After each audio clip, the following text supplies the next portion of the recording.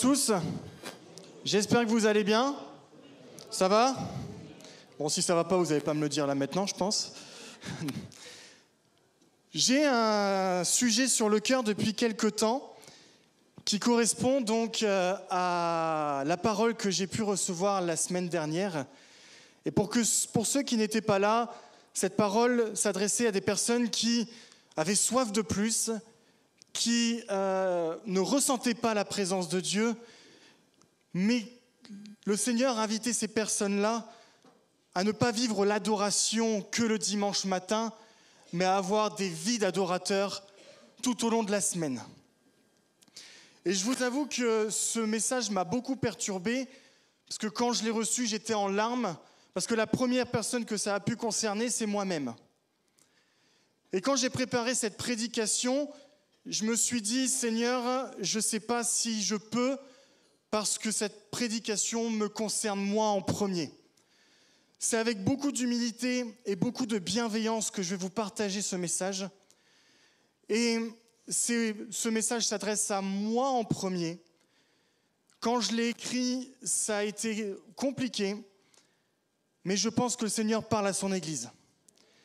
Et j'ai eu l'occasion, Julien vous a dit qu'il a été à Mulhouse et j'ai pu l'accompagner. Et lors des discussions et des échanges qu'on a pu avoir tout au long de la route et également des messages qui nous ont été donnés lors du rassemblement là-bas, ça a confirmé ce message que j'avais sur le cœur. Et j'avais encore besoin de confirmation parce que vous savez, quand vous êtes dans le doute, vous êtes toujours en train de dire « Seigneur, t'es sûr, Seigneur, t'es sûr, Seigneur, t'es sûr ». Et donc là, ce matin, la parole que Marc a donnée est encore une confirmation du message que j'ai sur le cœur. Donc oui, je pense que le Seigneur est sûr. J'aimerais vous partager comme thématique « Être un adorateur en vérité ». Qu'est-ce que l'adoration ? L'adoration, c'est un terme que nous connaissons tous et que nous pensons pratiquer tous, où le matin, le dimanche matin, nous disons « Nous allons adorer le Seigneur ». Nous allons entrer dans un temps d'adoration. J'aime les chants d'adoration. Je mets de l'adoration en musique à la maison, etc. et tout. Mais qu'est-ce que vraiment l'adoration ? Qu'est-ce qu'être un adorateur ? Je ne sais pas vous, mais ces derniers temps, et c'est quelque chose qui s'est confirmé après des échanges avec différents pasteurs à Mulhouse, mais j'ai l'impression que mon adoration ne dépasse pas le plafond. J'ai l'impression qu'on a soif de plus, on a soif de la présence de Dieu, on a soif qu'il puisse intervenir et qu'il puisse agir, mais on tourne dans un système où on est un peu en boucle et dans une forme de routine spirituelle. En tout cas, c'est moi qui le pense, je ne sais pas si vous pensez pareil. Mais j'aimerais du coup approfondir sur ce qu'est l'adoration comme le Seigneur l'entend, et je vous invite à ouvrir la parole dans Jean 4, verset 23. C'est Jésus qui parle et qui dit « Mais l'heure vient et elle est déjà là ». Jean 4, verset 23. Où les vrais adorateurs adoreront le Père par l'Esprit et en vérité. Car le Père recherche des hommes qui l'adorent ainsi. Dieu est esprit et il faut que ceux qui l'adorent par l'Esprit et en vérité. C'est le cœur de Dieu. Il recherche des adorateurs en esprit et en vérité. L'adoration, du coup, c'est quoi ? C'est mon premier point. Qu'est-ce que l'adoration ? L'adoration, ce n'est pas un chant plus lent qu'on a tendance à prendre sur le quatrième chant de la liste, où on a d'abord la louange, où c'est des chants dynamiques, histoire de vous réveiller.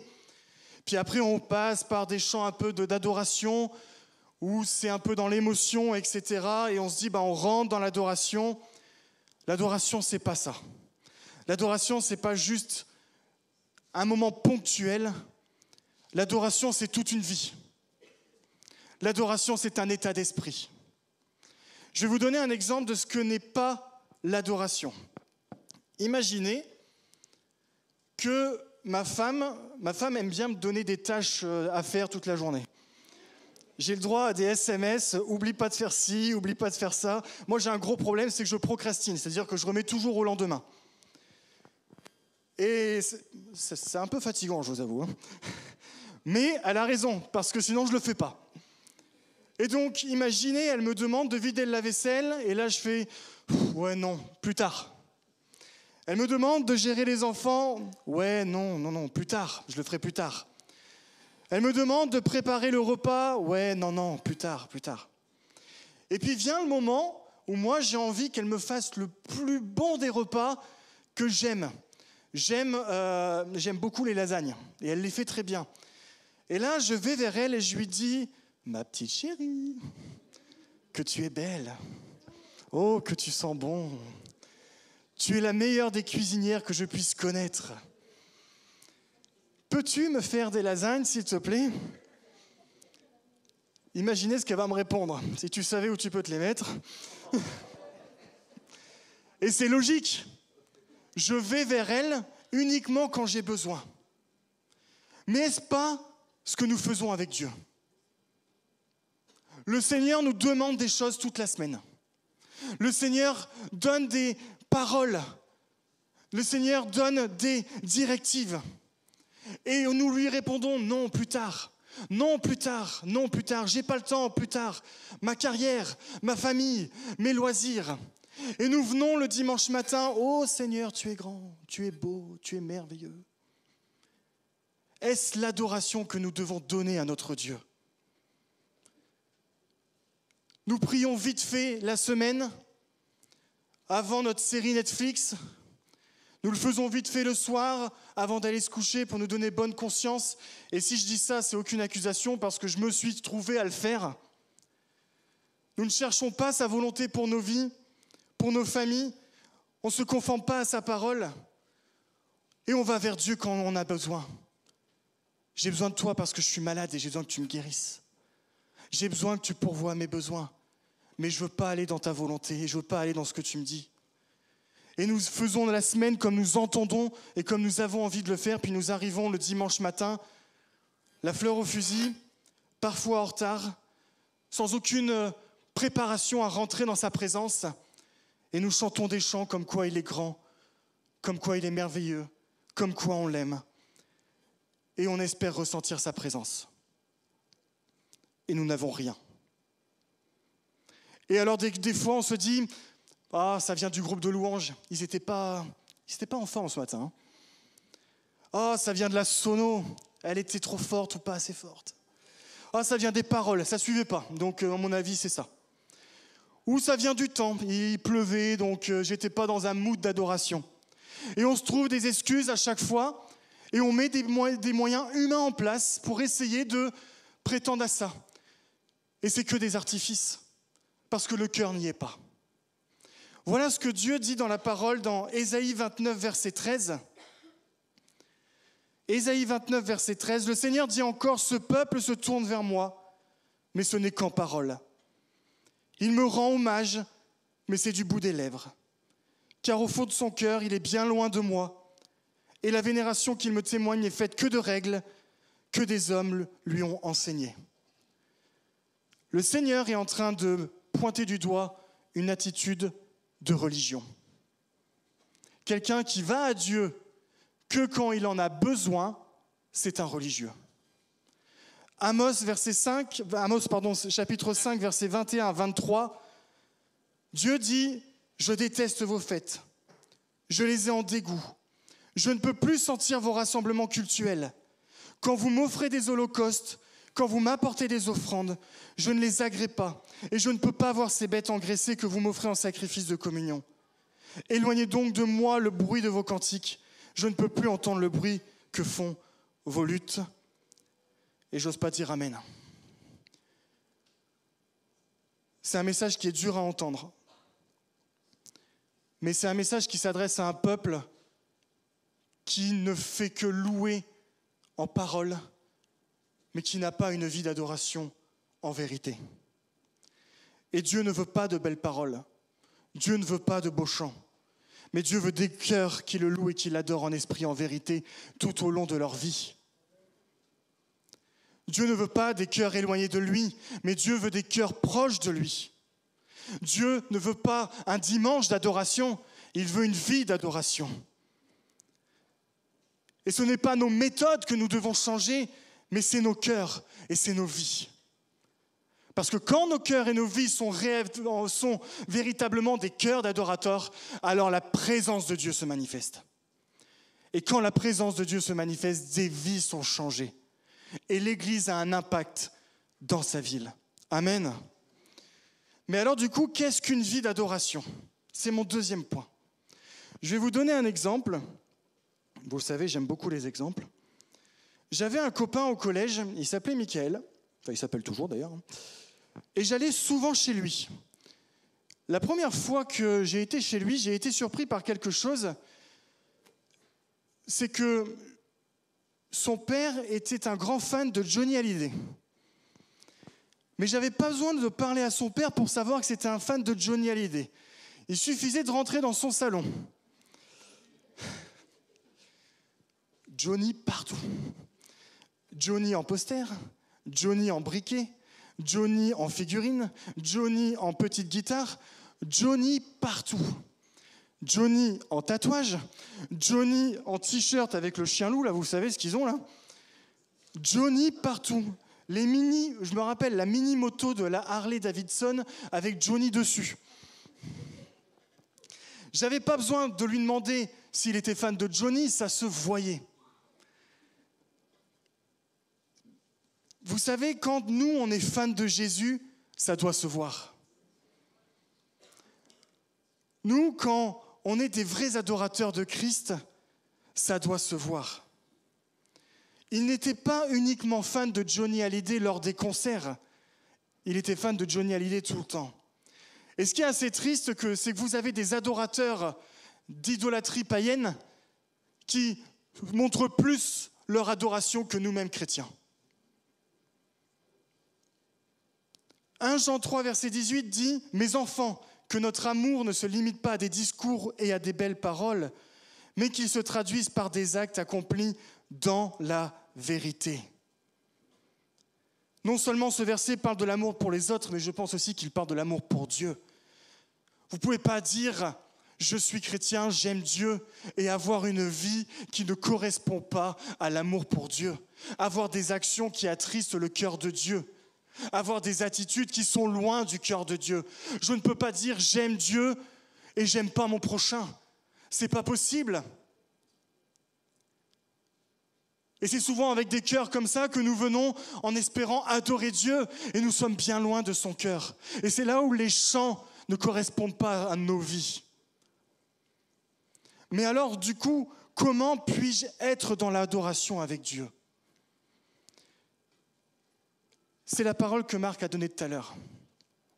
C'est l'obéissance. C'est de le suivre. C'est de ne pas juste venir et recevoir, je reçois, ça me fait du bien, je reçois. Mais c'est à un moment donné m'engager dans ma relation avec Dieu, dans mon appel pour lui et dans ce qu'il a pour moi. Je vais vous donner un exemple, et c'est l'exemple d'Abraham. Vous connaissez Abraham ? Abraham a eu la promesse qu'il serait père de multitudes. Et cette promesse a tardé à arriver. Et c'est parfois compliqué quand vous savez que vous avez une promesse sur votre vie, mais qu'elle met du temps à arriver. Et quand elle est là, vous ne voulez pas la quitter.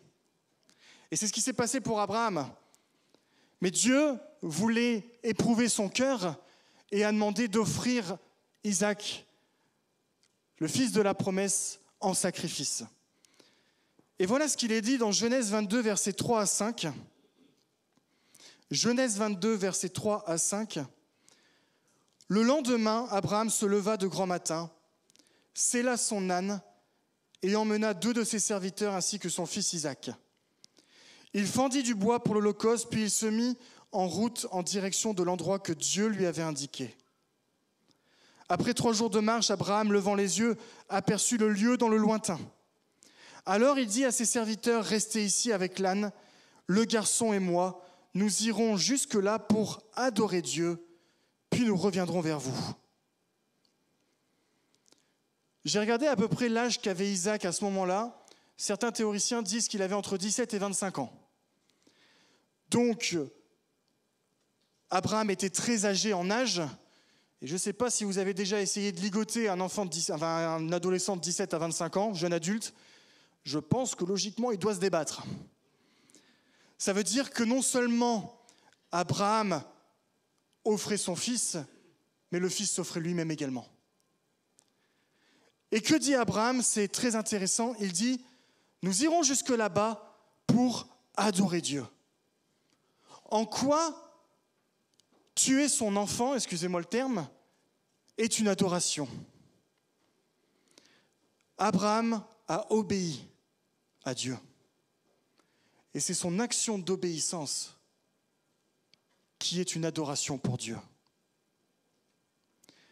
Si ta vie n'est pas une vie d'obéissance à la parole de Dieu, alors ton adoration est bien loin de ce que Dieu veut. L'obéissance est une adoration en vérité que nous donnons à Dieu. Si on vient le dimanche matin avec une attitude de désobéissance la semaine à ce que dit la parole, qu'on ne veut pas écouter des paroles révélées, des rémas de Dieu, qu'on ne veut pas aller vers là où Dieu veut que nous allions, que nous sommes dans le compromis avec le péché, que nous sommes plus dans le monde que dans la parole ou dans l'Église, alors notre adoration ne vaut rien. Et je répète le verset que nous avons lu tout à l'heure, ce peuple se tourne vers moi, mais ce n'est qu'en parole. Et il me rend hommage, mais c'est du bout des lèvres. Et on a Samuel qui dit à Saül, dans 1 Samuel 15, verset 22, « Les holocaustes et les sacrifices font-ils autant plaisir à l'Éternel que l'obéissance à ses ordres ?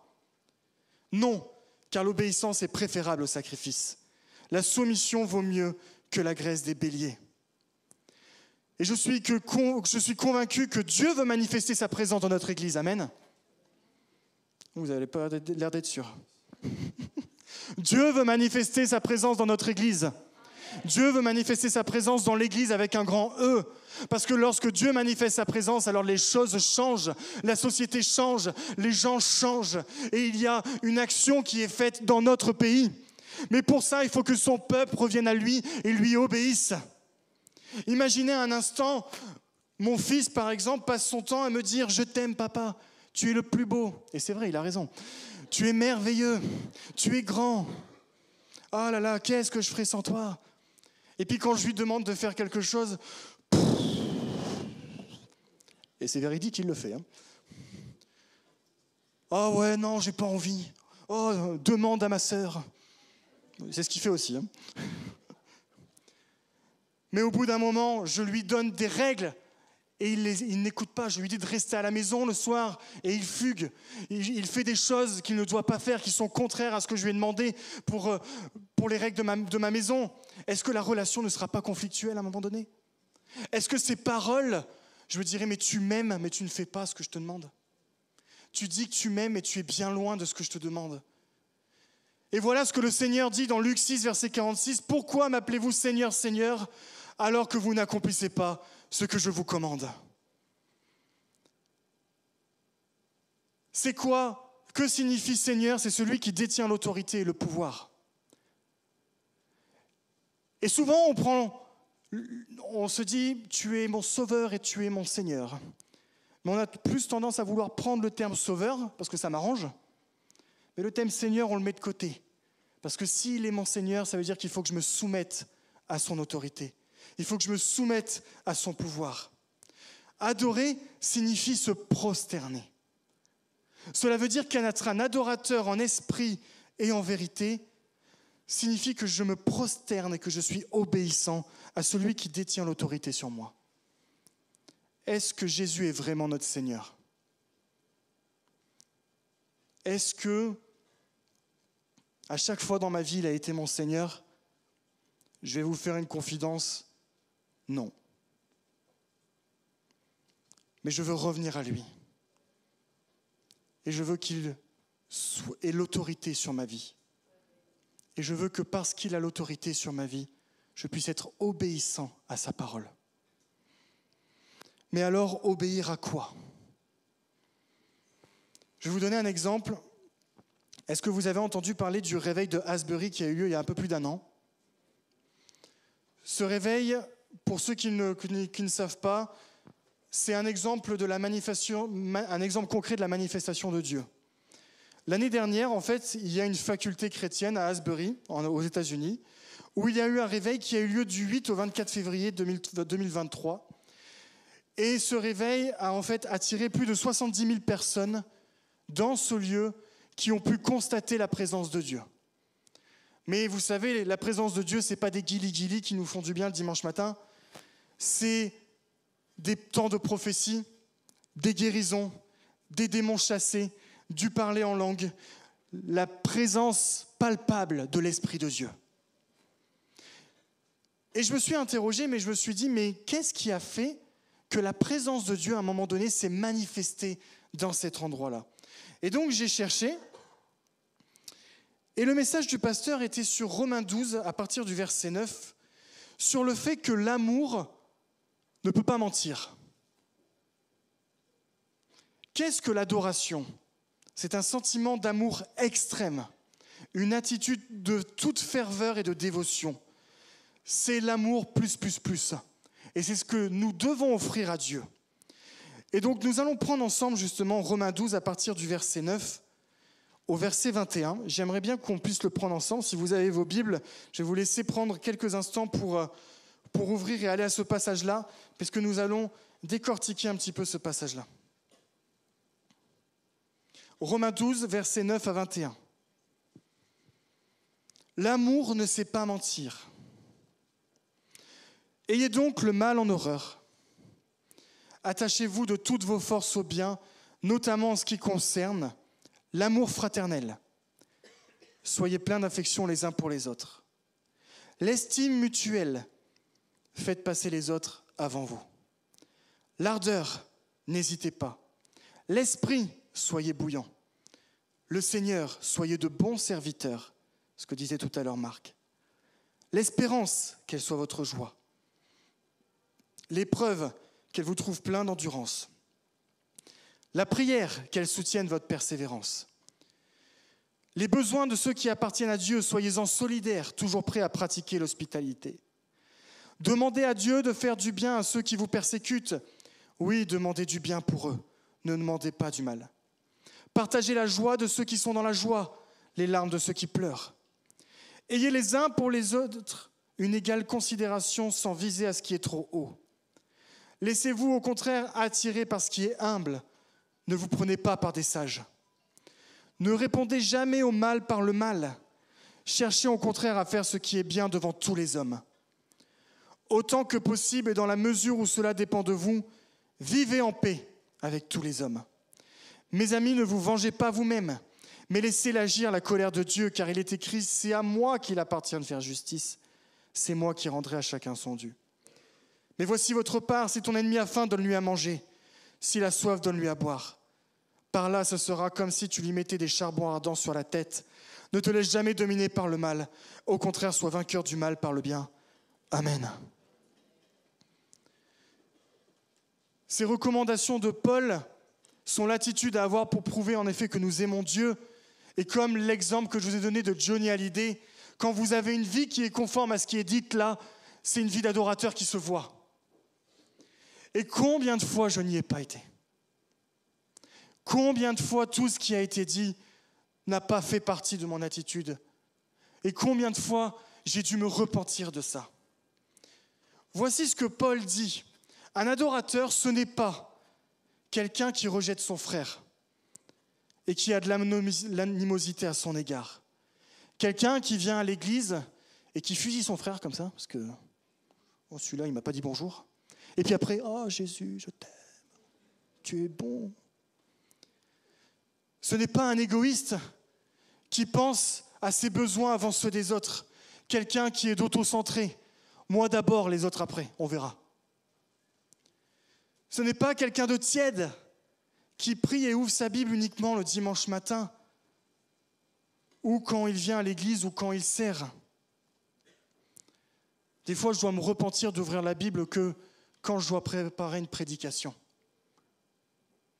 Où je dois ouvrir ma Bible pour vraiment passer un temps intime avec mon Dieu.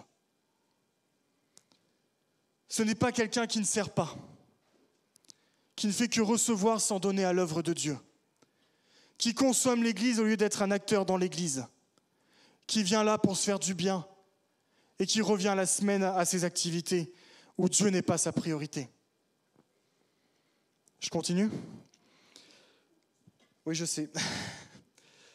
Ce n'est pas quelqu'un qui espère le mal pour son prochain. Combien de fois il y a des personnes qui m'ont fait du mal et quand le mal lui est arrivé, je me suis dit, bien fait pour lui. Il n'y a peut-être que moi. Ce n'est pas quelqu'un qui n'a aucune compassion pour ceux qui souffrent, qui ne se sentent pas concernés par la souffrance et le malheur des autres. Ce n'est pas quelqu'un d'orgueilleux, rempli d'ego, qui se pense au-dessus des autres, meilleur que les autres. Comme l'exemple, merci Seigneur que je ne suis pas comme lui.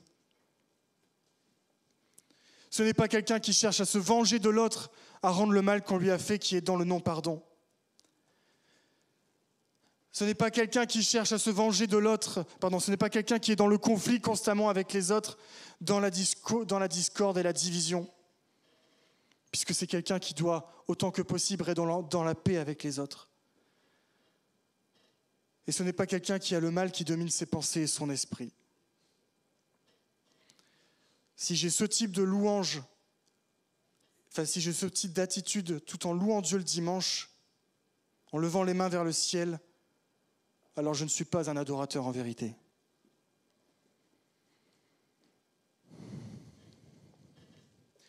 Et vous savez, c'est juste en exhortant les chrétiens d'Asbury sur ce passage-là, que sa présence s'est manifestée. Dieu ne nous demande pas d'être parfaits, puisqu'il sait personnellement que nous ne pouvons pas. Mais Dieu veut que nous ayons un état d'esprit qui tende à ça. Que notre cœur puisse chercher à tendre à ça. Dieu nous appelle à l'adorer en vérité, à ce que notre attitude, chaque jour de nos vies, puisse lui rendre gloire. À ce que notre cœur, à ce que l'amour pour les autres puisse lui rendre gloire. À ce que notre service, à ce que notre attitude, à ce que nos pensées puissent le rendre gloire.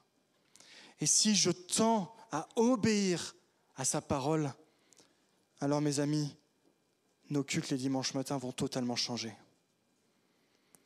Parce que il est impossible d'adorer Dieu pendant un culte le dimanche matin et de s'attendre à sa manifestation en ayant passé une semaine dans la désobéissance, l'absence de crainte et de respect pour sa présence. N'ayons pas une attitude de consommateur. Ah, j'espère que la louange sera bien ce matin, ça me fera du bien. Ah, j'espère que le prédicateur sera bien et pas trop long. D'ailleurs, il est quelle heure ? Ah, si c'est lui qui prêche, je ne vais pas venir parce que il est trop long. Il ne prêche pas assez bien. Ah, j'espère que ça va me faire du bien. Moi. Ce ne sont pas des attitudes d'adorateurs, ce sont des attitudes de consommateurs.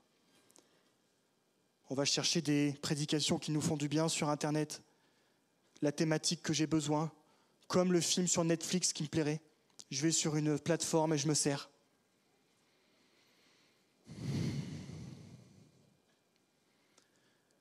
L'action d'adorer, ce n'est pas fait pour recevoir, mais c'est fait pour donner. La prière que nous devons avoir le dimanche matin, c'est « Seigneur, que mon cœur soit disposé à t'adorer. Seigneur, je veux m'humilier devant ta grâce. Tu vois mes manquements cette semaine. Mais ce dimanche, je veux vraiment t'offrir ma louange et mon adoration pour tout ce que tu as fait pour moi. Seigneur, je te demande pardon pour les fois où j'ai été loin de toi. Aide-moi à revenir à toi. Je veux, Seigneur, malgré mes difficultés, t'offrir ma reconnaissance parce que tu es fidèle dans ces difficultés. Je veux, Seigneur, obéir à ta parole et suivre tes voies. Aide-moi à obéir à cette parole. Je veux prendre un temps à part avant de venir au culte pour pouvoir rentrer dans ta présence. Vous savez, les sacrificateurs avaient un temps de préparation bien précis dans un but de purification avant de rentrer dans le lieu très saint. Et parfois, nous omettons la nécessité de prendre un temps à part avec Dieu pour rentrer dans sa présence. Dieu est un Dieu saint. Nous ne pouvons pas rentrer ou espérer avoir la manifestation de son esprit qui se manifeste n'importe comment. C'est un Dieu saint. Mais je sais que notre Sauveur et notre Seigneur nous promet la manifestation de son esprit quand nous venons avec lui avec des vrais cœurs d'adorateurs en vérité. Jean 4, versets 19 à 21 nous dit « Sous peu le monde ne me verra plus, mais vous, vous me verrez parce que je suis vivant et que vous aussi vous vivrez. Quand ce jour viendra, vous connaîtrez que je suis en mon Père. Vous saurez aussi que vous êtes en moi et que moi je suis en vous. Celui qui m'aime vraiment, c'est celui qui retient mes commandements et les applique. » Je répète, celui qui m'aime vraiment, celui qui m'adore, c'est celui qui retient mes commandements et qui les applique. Mon Père aimera celui qui m'aime, moi aussi, je lui témoignerai mon amour et je me ferai connaître à lui. Si je retiens les commandements du Père, que j'en fais une priorité pour ma vie, Dieu me promet la manifestation de sa présence. L'adoration, c'est un sentiment d'amour extrême. Donc, des adorateurs sont des amoureux extrêmes de Dieu. Celui qui aime autant Dieu est celui qui retient ses commandements et du coup qui les met en pratique. Et Dieu se manifestera à lui. Cela veut dire quoi? Cela veut dire que si mon adoration du dimanche matin reflète ma vie, alors l'onction de Dieu se manifestera. Jésus dit encore dans Jean 14, versets 23 à 24, « Si quelqu'un m'aime, il obéira à ce que j'ai dit. Mon Père aussi l'aimera. Nous viendrons tous deux à lui et nous établirons notre demeure chez lui. Mais celui qui ne m'aime pas ne met pas mes paroles en pratique. Or, cette parole que vous entendrez ne vient pas de moi, c'est la parole même du Père qui m'a envoyé. Nous viendrons tous deux à lui et nous nous établirons notre demeure chez lui. » Dieu veut demeurer chez toi. Dieu veut manifester sa présence chez toi. Et je vais m'arrêter là. Ce n'est pas un message pour nous culpabiliser, pour nous démoraliser ou nous décourager, mais c'est un message d'encouragement. Parce que Dieu appelle son Église. Et je crois sincèrement que, comme la parole de la semaine dernière le disait et comme disait Marc, l'Église va passer par des temps difficiles. Et ce n'est pas pour être oiseau de mauvais augure que je dis ça, mais il suffit de regarder ce qui se passe autour. Et je pense que nous avons plus que besoin aujourd'hui de la manifestation de l'Esprit de Dieu dans nos vies. Je pense que nos vies doivent avoir un impact sur les personnes qui nous entourent. Je pense que ma vie doit avoir un impact sur mes voisins. Je pense que ma vie doit avoir un impact sur mes collègues, sur ma famille. Je pense qu'il est temps que l'Église puisse briller à nouveau comme dans le temps des Actes, où les gens qui sortent de chez eux aient une manifestation impactante de l'Esprit de Dieu. Quand vous priez pour les malades, ils sont guéris. Mais je ne peux pas prier pour des malades et demander la guérison de Dieu alors que ma vie ne correspond pas à ce que Dieu demande. Si nous regardons les apôtres dans le temps des Actes, ils avaient des vies d'adorateurs. Tout était fait pour Dieu. Tout était donné à Dieu. Le monde se perd et il a besoin d'une église réveillée. Et vous savez, prends courage ce matin car Jésus est le bon berger et c'est celui qui reprend ses brebis parce qu'il les aime. Sois encouragé ce matin, Dieu t'aime et il nous reprend pour nous amener plus loin avec lui. 2 Chroniques 7, versets 14 à 16 dit « Si mon peuple qui est appelé de mon nom s'humilie, prie et recherche ma grâce, s'il se détourne de sa mauvaise conduite, moi je l'écouterai du ciel, je lui pardonnerai ses péchés et je guérirai son pays.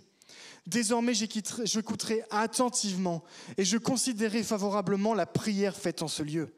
À présent, je choisis cet édifice et j'en fais un lieu saint pour y être à jamais présent. Je veillerai toujours sur lui et j'y aurai mon cœur. » Dieu veut manifester sa présence pour son peuple s'il s'humilie, prie et recherche sa face. Amen. Dieu veut rechercher un peuple qui s'humilie. Et je pense que c'est ce à quoi nous sommes appelés. On a eu un exemple concret lorsqu'on était à Mulhouse de Samuel Peter Schmidt qui disait « Si nous voulons du miel, il faut des abeilles. Et pour que les abeilles viennent, il faut qu'il y ait de vraies fleurs qui viennent butiner. Et non des fleurs en plastique. » Est-ce que vous avez déjà vu des fleurs en plastique être butinées par des abeilles ? Vous allez dans les cimetières et vous verrez si ça butine, les fausses fleurs qui sont données. Je pense que si nous voulons l'onction, si nous voulons la présence de Dieu, si nous voulons le miel, nous devons être en vérité et pas en artifice. Ce n'est pas en cherchant des moyens humains que nous verrons la présence de Dieu se manifester, mais c'est en cherchant des moyens vrais, spirituels, la présence de Dieu, l'obéissance à sa parole, la soumission, où Dieu manifestera sa présence, j'en suis sûr. Est-ce qu'on peut prier ensemble ?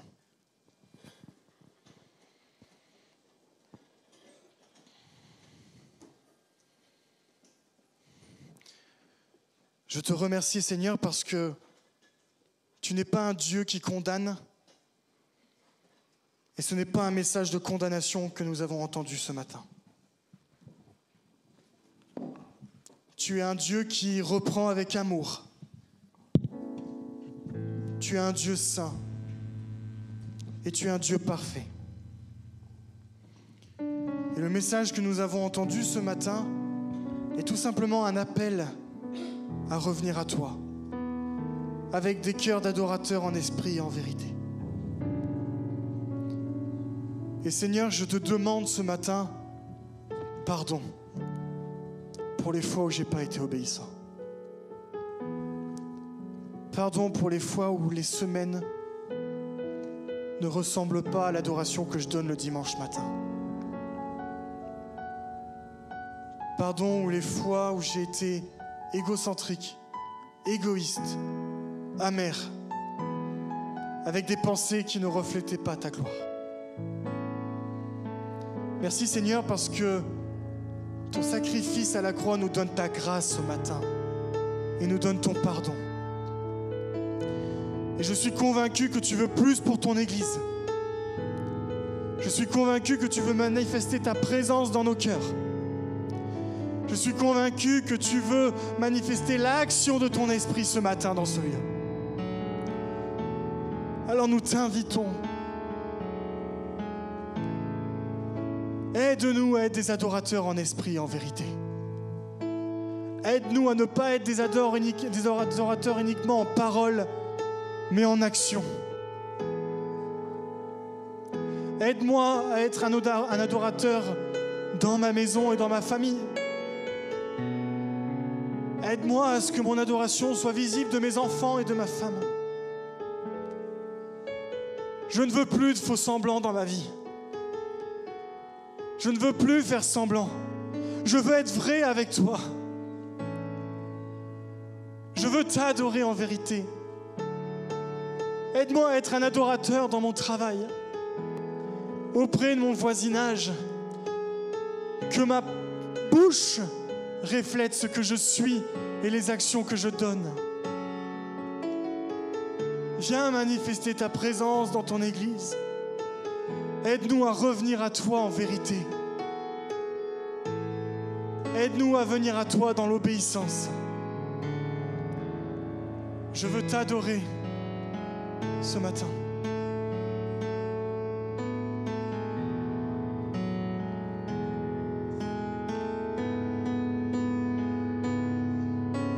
Je veux t'adorer ce matin.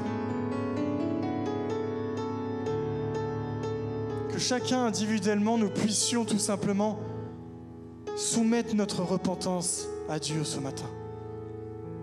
Si tu as été interpellé par ce message, c'est parce que Dieu t'appelle à plus. Dieu t'appelle parce qu'il t'aime, parce qu'il veut plus de toi, parce qu'il veut vivre une relation véritable avec toi, parce qu'il veut te donner ses dons. Il veut manifester son esprit en toi. Alors ne doute pas, ne crains pas, mais juste viens à lui avec un cœur repentant et humble et laisse-le transformer ton cœur ce matin.